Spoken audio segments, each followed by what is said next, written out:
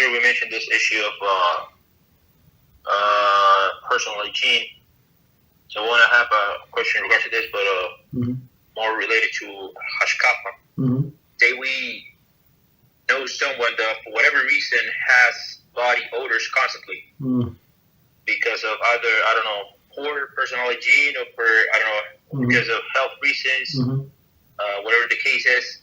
And to an extent, people start speaking Lashon Hara against him, making fun of him, so on and so forth.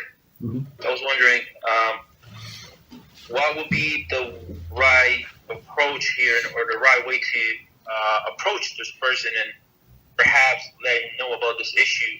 Usually people, when they have this issue, they're not aware of it. They simply don't, I don't know, people are not aware of their own smell. So I was wondering, what should we do here? Should we talk to the person in a very respectful, polite way, or what should be what has to be done here?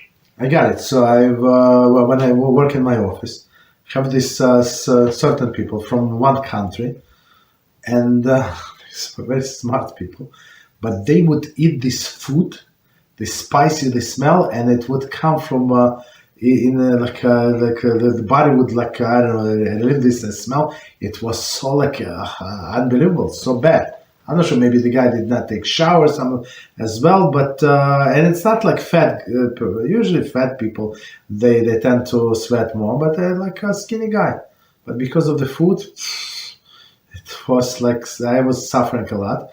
Right? I asked his friend, so maybe you can talk to him, but he said I don't smell the food. I don't smell it. So he made me look like I made it up. I say, yeah, okay.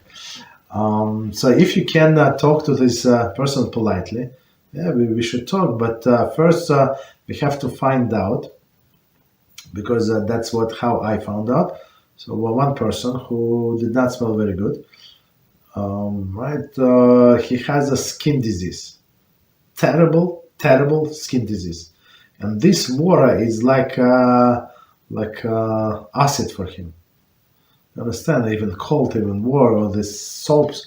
And when I got close to him, so I held myself back about rebuking him a few times, but then I start nicely. And how did I start? I start nicely. We were praying in the shul, and in the shul was a doctor. What was it? I forgot what's the name of, like a herbal doctor, not a regular medicine, like herbal doctor. So, and I went to the doctor. He prescribed some vitamins for this, for that. Okay, no problem. I think whatever he prescribed actually worked for immune system. This and okay, many years ago, right? So I nicely talked to this guy. I said, these doctors, I start from the far. I said that this doctor that we have in our show, I think he's very good doctor, and he helped me with this, with that. So maybe maybe he can help you with the skin disease, right? I did not know that he has, but I assume I did not tell that you don't take showers, right? And then he said, yeah, I'd love to go to the doctor because I have this. And when he started telling me what he has, almost fainted. You understand? So it's good that I never rebuked this person, right? That I talked to him nicely. And we went to the doctor, and the doctor said, unfortunately, we can try this, we can try that, but we can try many things. And then nothing that this doctor prescribed to this person worked, just so you know. And I told him, look, I have a connection. We have a connection. So that this doctor is going to give us discount. He did not take insurances.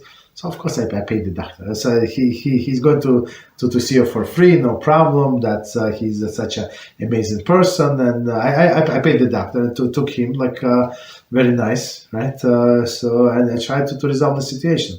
So you have to show that person that you're concerned, because I was so annoyed when he would come to shul and it smells very bad. But then when I heard his situation, and how he suffers, the whole family suffers, and it actually develops later on in his life. I'm not sure how old is he now, maybe in his 40s, I don't know, early 40s, I don't know, plus minus. Right, so, and it developed, actually he got married. So it's not I'm not sure, because of the stress. I have no idea what happened. But later on in life, but his holy wife, she still lives with him. You understand? And this guy, despite of the smell, and despite that he cannot change the clothing, like new clothing irritates his skin.